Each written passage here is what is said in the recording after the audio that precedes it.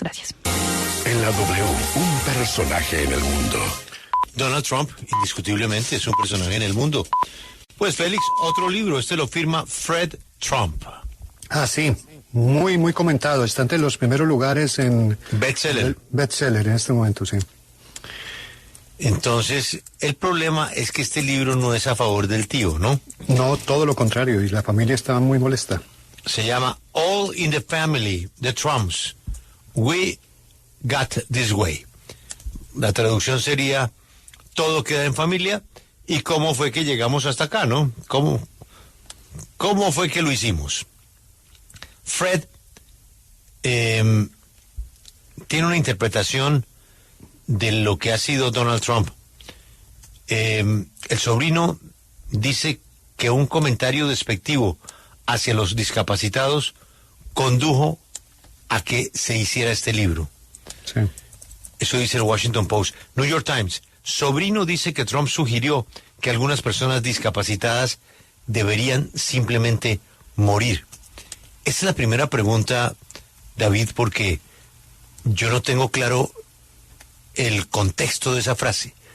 ¿Cuándo y cómo, dentro de qué conversación, el presidente Trump dijo semejante atropello contra los discapacitados? Agradeciendo la entrevista. Good morning, Fred. Thank you for being with us this morning in W Radio. And let us begin by asking about the context of what that comment meant and when it happened, how it happened, within what conversation was President Trump talking? I'm sorry, which conversation? The one where he refers to disabled people, where he says disabled people should die. Right. And thanks for having me, by the way. I have advocated on behalf of people with intellectual and developmental disabilities for many years. My young son, William, who's now 25, has a rare genetic mutation called KCNQ2. So I have been involved with my wife, Lisa, with an organization that we have brought down to Washington a number of times during Donald's administration. It culminated in a meeting in the Oval Office, and we were in there for about 45 minutes, and I thought it had gone fairly well. And the meeting dispersed, and Donald called me back, and he looked at me and said, those people, all the expenses, those people should just die.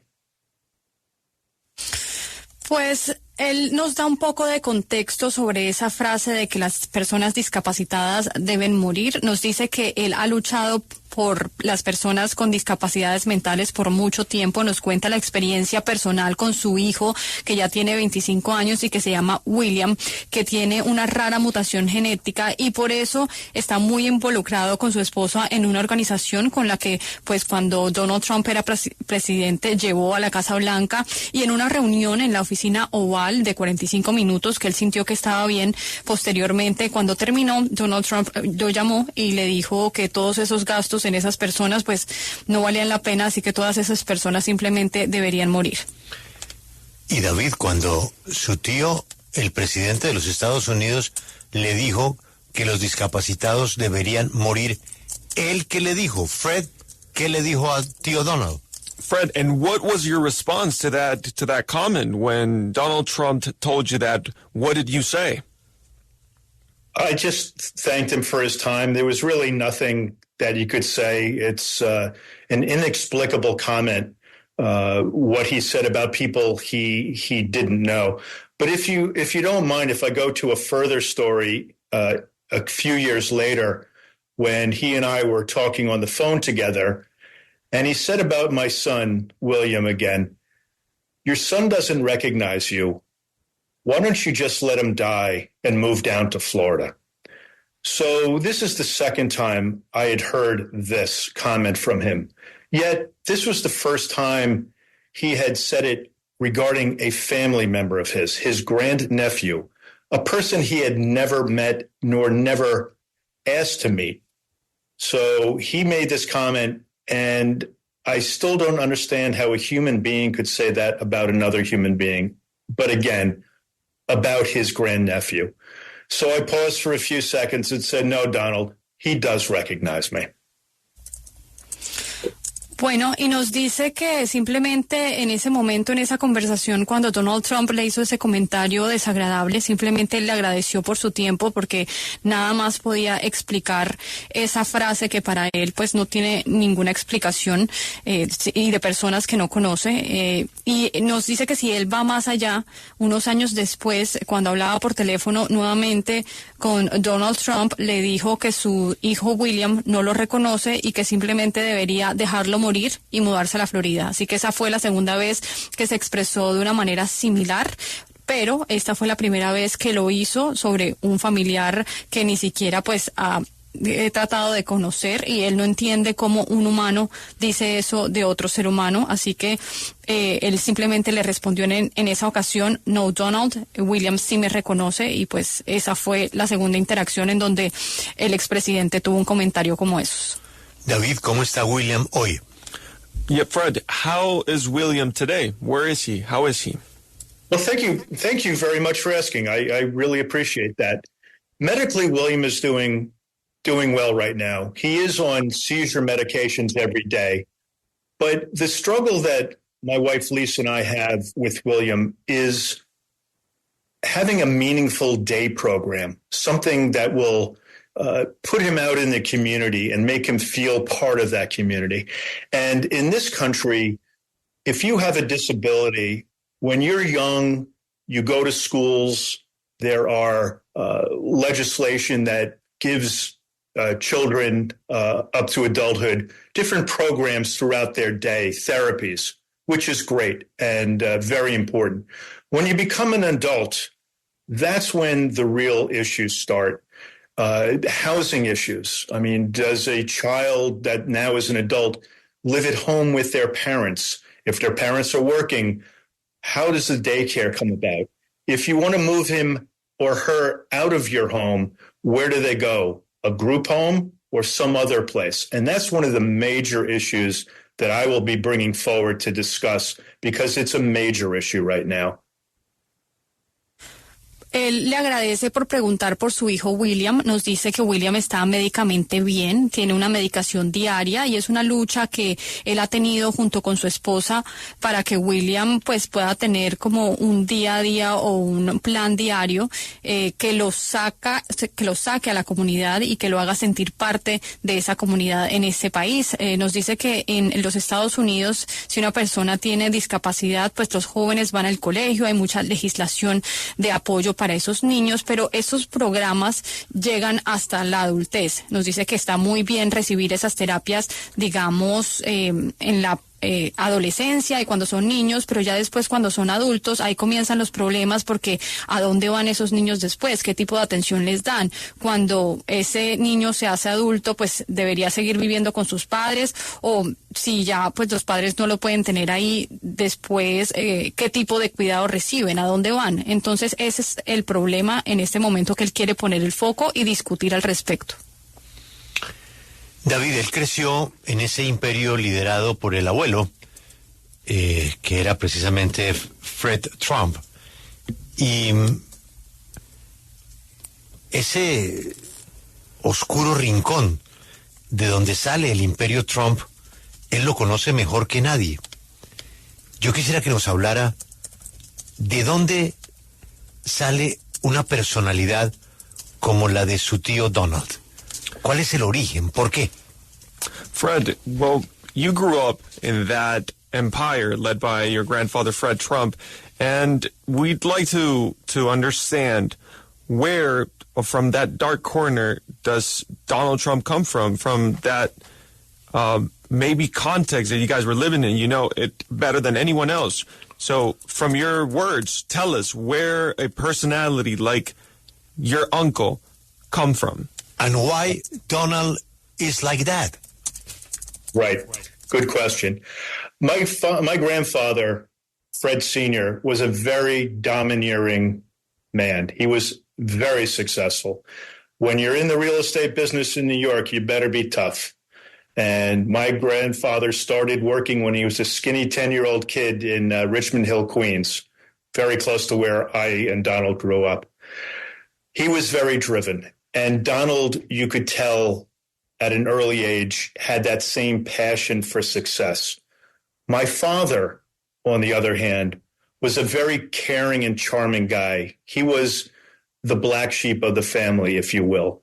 All my father wanted to do was fly airplanes. He wanted to be a pilot, which he did become. He became a pilot for TWA Airlines, flying 707s.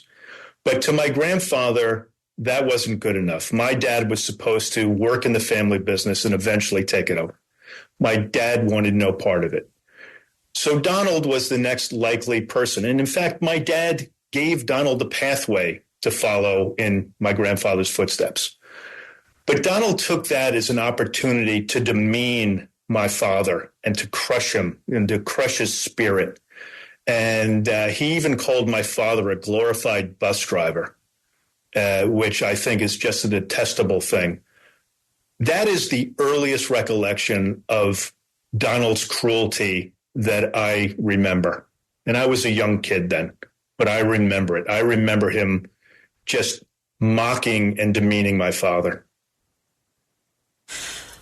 Dice que es una muy buena pregunta. Su abuelo Fred Sr. era una persona dominante, era una persona bastante exitosa. Él estaba en el negocio de los bienes raíces en Nueva York y cuando se está en esa industria se tiene que ser bastante fuerte. Nos dice que comenzó trabajando en Queens, cerca de donde crecieron Donald Trump y él. Y a Donald se le notaba esa pasión y ese interés por tener el mismo éxito que su abuelo. Nos dice que su padre, por el otro lado, era un buen tipo, pero era como la oveja negra de la familia porque a él solo le interesaba volar aviones, quería ser piloto y lo hizo, se convirtió en un piloto de aviones 707, pero para su abuelo eso no era suficiente, entonces pues no le interesaba, digamos, el negocio de su abuelo, él no quería seguir los pasos de él, así que le dejó el camino libre a Donald Trump para seguir esos pasos del abuelo. Entonces Donald Trump vio eso como una oportunidad para hundir a su padre, para hundir su espíritu. Dijo incluso que era un conductor de bus glorificado y esa es la primera memoria de la crueldad que él tiene de Donald Trump cuando era un niño burlándose de su padre. Señor Trump, usted dice que en cada familia siempre hay un tío loco, pero que en su caso su tío loco es un loco atómico. ¿Por qué dice que el expresidente Trump es un loco atómico? ¿A qué se refiere concretamente, con ejemplos? Mr. Trump, you say that in every family there is always a crazy uncle, right? But in your case, you've referred to your uncle as an atomic crazy. So we'd like to know why you say former President Trump is an atomic crazy. Is there any examples that you can give us? Well, all I can say, first of all, is I didn't need a translation for that. I gathered what the question was. Donald has always had this streak that he does interesting and wild things, mostly to get what he wants. He has said things that I will just describe as crazy, but I've also described how he has changed over the years. And as his fan base has become more amped up and looking for him for more vitriol, he has become atomic crazy, saying things that I couldn't imagine why he says them, but he says them. If it's mocking reporters because of their disabilities, or just, again, I'll use the word demeaning people, but in such a terribly derogatory fashion. That's what I'm saying. And it's just going to get worse in this campaign with about 90 days left. It's a shame. I wish more policy was being discussed as opposed to personalities. But that's what our political landscape has become. And frankly, it's why I am not just voting for Kamala Harris, but endorsing her and will campaign on her behalf. She can bring down the tone of this race and lead us and keep our freedoms, which I am in great fear of losing should Donald regain office. Pues solo no necesitaba traducción en esa pregunta porque la entendió bastante bien y responde que pues siempre ha dicho que Donald Trump tiene intereses bastante extraños, sobre todo para obtener lo que él quiere y sus objetivos. Nos dice que las cosas que ha dicho, él solo las puede describir como locas, y también ha podido ver cómo ha cambiado a lo largo de los años, cómo con su base y su apoyo se ha vuelto este loco atómico, como él lo dice, diciendo cosas que ni siquiera sabe cómo es capaz de decirlas o cómo se le ocurren, burlándose de reporteros por sus discapacidades, humillando a las personas, y esto ha ido empeorando a medida de que avanza la campaña. Ya faltan 90 días y él cree que va a seguir empeorando sus comentarios. Es una lástima porque él esperaría que más políticas se discutan alrededor de este tema, así que simplemente es el ambiente político que hay ahora en los Estados Unidos, y él va a votar y apoyar a Kamala y hacer campaña a su favor, simplemente por eso, porque quiere que se baje el tono de esa campaña. Él cree que Kamala puede hacer eso, puede, digamos, respaldar las libertades que tiene miedo de perder en una presidencia de Donald Trump si vuelve al poder. Sí, Félix, antes de su pregunta, la referencia que hace nuestro invitado tiene que ver con un periodista del New York Times. Eso fue en 2015, un periodista Claro. con una enfermedad crónica. El reportero se llama Serge Kowalski. Ahí arrancó esa historia. Adelante, Félix. Sí, porque Trump se burla de él, lo imita los movimientos de este periodista. Le quiero preguntar por la reacción de la familia, que obviamente pues él se imaginaría cuál era, pero ¿qué le respondería a él cuando dicen que ellos han sido muy generosos con él, que siempre lo han tratado de tener cerca y que lo consideran ahora un desagradecido? ¿Qué le responde él a los miembros de la familia que han reaccionado? Yes, Fred, we'd like to know more about the reactions from the family. What have they responded for him at this case? In this case, yeah, they've referred to him as being generous, but is the family feeling ungrateful, or how are they feeling now? Who, Donald and his children? How are they feeling, or how am I feeling? Yes, the family in general. Well, a few statements have been put out, one directly from my cousin Eric and the other from a spokesman for the campaign. Statements put out by people who have not read the book, and I encourage your listeners to read it to get the full truth behind it.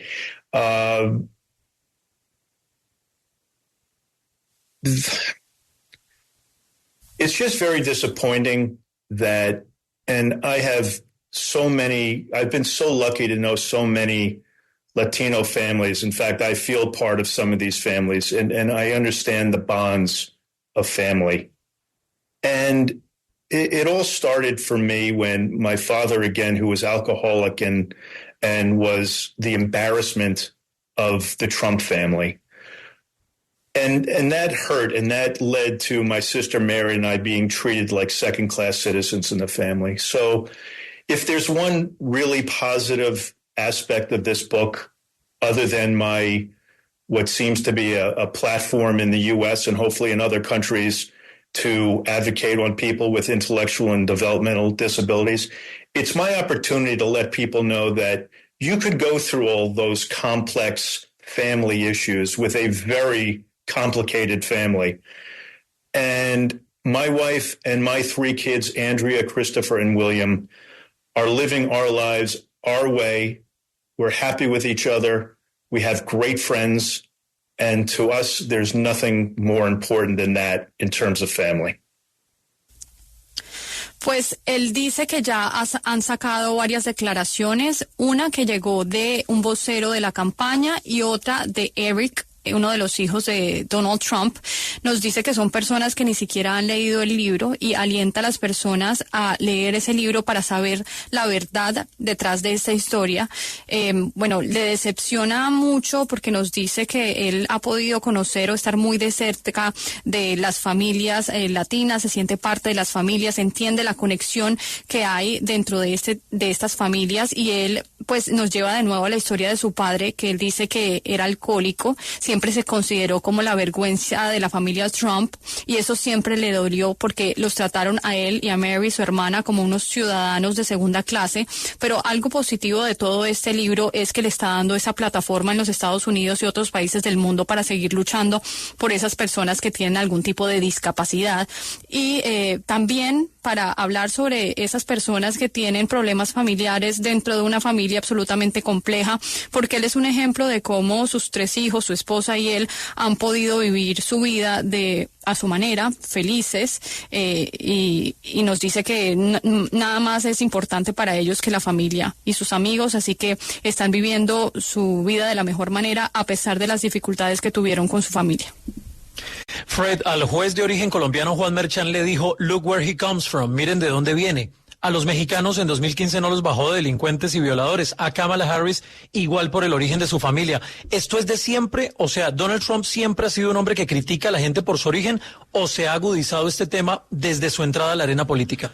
Fred, I know you understand most of the references, but I'll tell you most of them, or at least some. He mentioned your uncle, that the Colombian judge from his origin, he was judging him for that. Then he also mentioned in 2015 about Mexicans that were considered criminals and rapists. And he also referred to Kamala Harris just in a judgmental way for her origins. So has this always been the case in his demeanor? I mean, has Donald Trump always been a man who criticizes people for their origin, or do you think this has worsened since his entry into the political arena?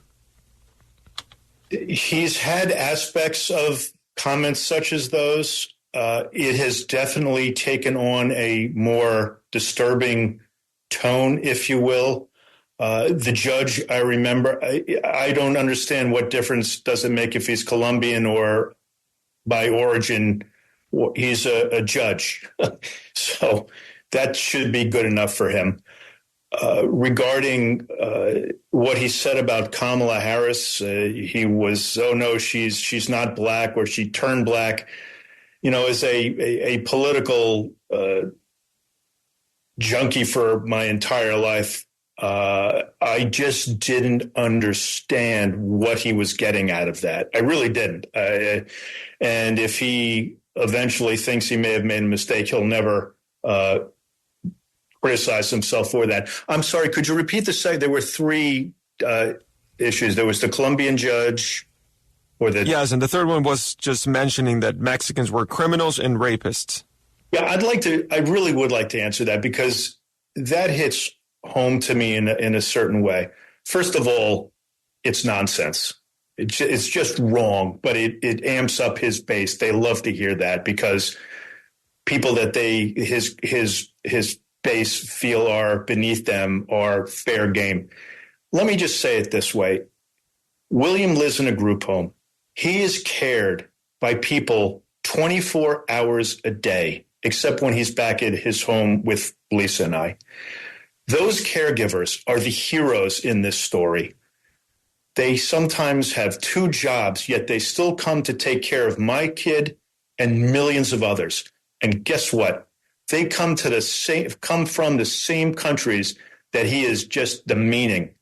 The same people that are coming to this country to do the right thing and to have a better life. And in doing so, they're making my son's life, Donald's grandnephew's life better. So it's not going to go away with him, but it's disgusting. Pues nos dice que siempre ha tenido comentarios como esos, pero el tono ha ido empeorando.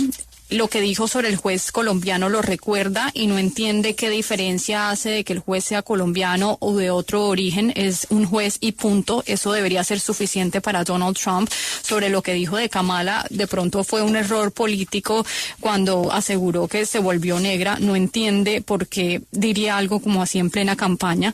Y sobre el tercer caso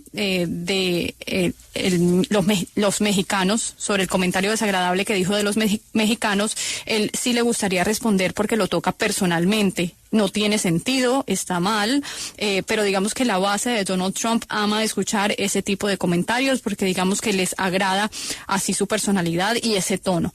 Nos dice que cuando su hijo no está bajo su cuidado o el cuidado de su esposa, hay unos héroes en su ciudad con 2 trabajos que se dedican a cuidar a hijos en la situación en la que se encuentra el de él y la de millones de otros, y vienen a diferentes países, de esos países de los que critica Donald Trump, y estas personas llegan a este país a hacer lo correcto, a darle ayuda a otros, así que pues simplemente por eso rechaza ese tipo de comentarios que hace Donald Trump, porque simplemente vienen incluso a ayudar a personas como su propio sobrino. Su tío Donald Trump ha dicho que si él pierde las elecciones puede haber un baño de sangre en los Estados Unidos. ¿Usted cree que su tío aceptaría una potencial derrota en caso que pierda en noviembre? Fred, your uncle have said that if he loses the elections upcoming in November, that there could be a bloodbath here in the United States.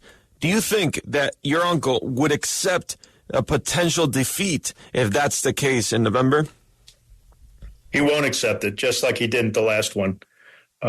He won't accept it, and we're very concerned over here what could happen. As I've mentioned, in some respects, his base is pushing him even further into the crazy zone. He will not. He does not accept defeat, as we learned in 2020, 2021. It's going to be more of the same, and I'm certainly not predicting or hoping for a bloodbath. Sometimes things like that get thrown around, or a civil war, but something needs to be shaken out in today's political climate, and I'm hoping that a Harris administration, in fact, I'm confident that will happen. No lo aceptará, así como no lo aceptó en la última elección presidencial en la que participó. Están muy preocupados en los Estados Unidos de lo que pueda pasar si Donald Trump no gana, pero él, como nos viene diciendo, su base lo empuja más allá a hacer, digamos, ese tipo de cosas que él describe como locas, y así como no aceptó en las últimas elecciones, va a hacer lo mismo en estas. Y cuando habla de un baño de sangre, esto podría llevar a lo mejor a una guerra civil. Él cree que algo debe pasar para que baje ese ambiente y este clima político en los Estados Unidos, y él cree que con una administración de Kamala Harris eso puede pasar y se pueden calmar las aguas. Pero él, que lo conoce de tanto tiempo atrás, debe conocer alguna debilidad, algún temor. Por ejemplo, ¿a qué le teme Donald Trump? Más allá de perder en medio de una competencia, ¿él le teme a algo? Yeah, Fred, you've known your uncle for so long, and you probably already know his weaknesses or fears. So, do you know of any weaknesses that he has? Does he actually have any fears or weaknesses? His weakness is losing or being portrayed as weak. And if you want to get under his skin, call him a loser or pick out things he has done in the past that people could mock him for. That drives him absolutely crazy. And what's happening right now is the second thing. He thrives on attention. So the past 10 days or so, that Kamala Harris has been in the spotlight, and with the naming of Tim Walz as her vice presidential nominee, he's going crazy. He doesn't have the spotlight, and he needs it to thrive. Su debilidad es perder o que se vea como una persona débil. Entonces, si uno quiere fastidiarlo, puede llamarlo perdedor o puede mostrarle cosas que ha hecho en el pasado que sean motivo de burla. Eso lo enloquece. Y lo segundo es lo que está pasando ahora, porque en los últimos 10 días quien ha tenido la atención es Kamala Harris, quien ha estado en el ojo público, también con la nominación de Tim Walz o su elección de Tim Walz como fórmula vicepresidencial. Eso lo está enloqueciendo porque no tiene la atención en este momento. Quiero volver al libro. ¿Cómo fue el proceso de él, mental, para decir, esta historia hay que contarla, en qué momento se decidió y por qué lo hizo? Yes, Fred, we'd like to go back to the book and talk about, that process that you went through to create the book. How did it happen? When did the idea come to you? What are the origins of the book? Thanks for the question. Lisa and I wanted to do a book.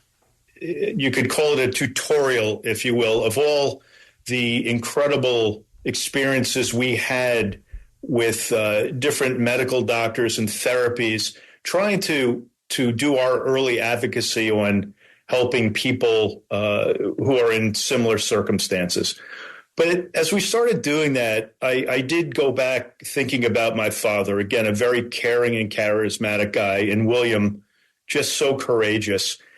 And I couldn't tell that story without telling the story of the Trump family, something nobody has really done, certainly not by me, who has all the personal knowledge. You know, my Trump family is complex and at times cruel. And yes, I couldn't tell that story without telling the story of Donald. So that's how this all came together. And we did the book in a short amount of time, pretty amazing from what I understand. And I also read for the audio book. It's very interesting to hear your own voice telling your story, but it's a good listen from what I understand. Fred, I have a last question. How generous is Uncle Donald with the family who has not very success in business? If you're referring to the medical fund that has been mentioned so often, let me sum it up very quickly, if that's okay. When my father passed away, Donald was named my trustee, which means to me, he's to protect me, my interest, and my family. When William was in hospital with hundreds of seizures a day, Donald had hatched a scheme to take my sister and I out of my grandfather's will. I received a message from Donald's attorney a week or so after William came home. He was in 3 different hospitals, 3 different neonatal intensive care units over 7 weeks. Not once did Donald or his siblings reach out to see how William was or to see him. Instead, I get that note saying we were disinherited from my grandfather's will. So my point here is the money that I deserved and my sister deserved would have gone to caring for William. Years later, I needed funds to continue William's therapeutic necessities. And a medical fund was set up by Donald and his siblings. But to me, it was me asking for money that was rightfully mine. And the only way I can finish off this thought is he was my trustee. He was supposed to take care of me. He did the exact opposite. So if you put it in a larger context, you elect a president to trust them to take care of your needs and your wants. How could you trust Donald to do that? Él se llama Fred Trump y es el bestseller de este momento. Todo en familia se llama. Los Trump. Cómo llegaron a donde llegaron. Fred, thank you very much for your time. When do you think we're going to have your book in Spanish? You're not the first one. My friend Marcelo has asked me that many times. I'm going to have to go to the publisher and ask again. Okay. Anyway, thank you very much for your time, for the interview. You have all the success with the book in English. Will be the same in other languages. And please say hello to William. I certainly will. I appreciate that very much. Gracias. Muchas gracias. Grace, ¿qué dijo al final? El hijo de Fred, el hermano de Donald Trump. El paraguas familiar, pues lo manejaba don Fred Trump, un hombre riquísimo de Nueva York, en la finca raíz. Pero, pues ya ven ustedes los temas de familia, lo difíciles que son.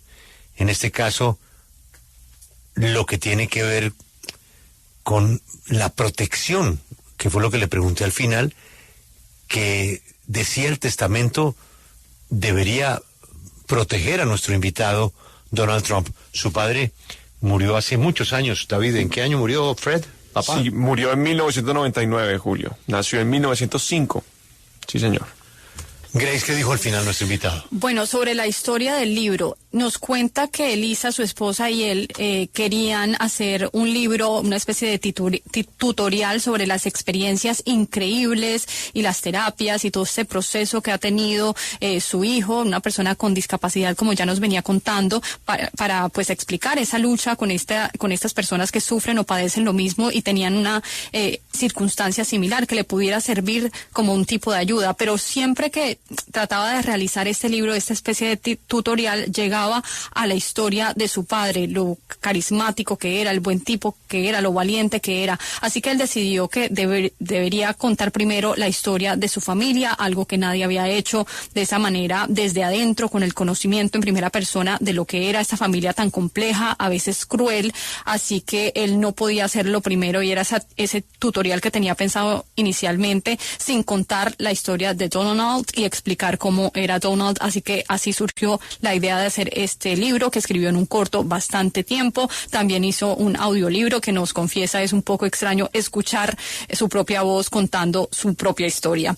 Y sobre lo que tan generoso es el tío Donald con la familia, que no ha sido tan exitosa a lo mejor en los negocios, y nos cuenta que cuando su padre murió, Donald fue nombrado como el protector de él y de su familia, de sus intereses, pero cuando William estaba en un hospital recibiendo procedimientos a diario, lo sacaron más bien del testamento de su abuelo. Entonces nos dice que estaba en 3 hospitales distintos, en cuidados intensivos, yendo todos los días a este hospital internado, y pues simplemente ni Donald Trump ni los hermanos quisieron interesarse por su estado de salud, no querían ni siquiera visitarlo ni saber de él. Por el contrario, le llegó una nota notificándolo de que le habían sacado de la herencia de su abuelo, y ese es un dinero que él y su hermana merece y que se habría ido a cuidar de la salud de William. Nos dice que años después, él recibió unos fondos de salud para apoyar a William en estas terapias para sus necesidades, pero él cree que este fondo médico simplemente es un dinero que le corresponde. Digamos que fue una ayuda que llegó de Donald Trump y los hermanos, pero él lo ve como que es un dinero que a él le quitaron y a él le corresponde, y pues obviamente que ha utilizado en sus cuidados. Pero en un contexto mucho más amplio, él dice que un presidente debería cuidar de las necesidades de su pueblo, y cómo confiar en Donald Trump en hacer eso después de que no pudo cuidarlo él, supuestamente fue delegado como su protector y no fue capaz de hacerlo. Entonces, eso fue lo que respondió Julio frente a su pregunta. Y sobre el libro en español, dice que ya se lo han pedido antes, va a preguntar al publicista a ver cuándo sale este libro en español.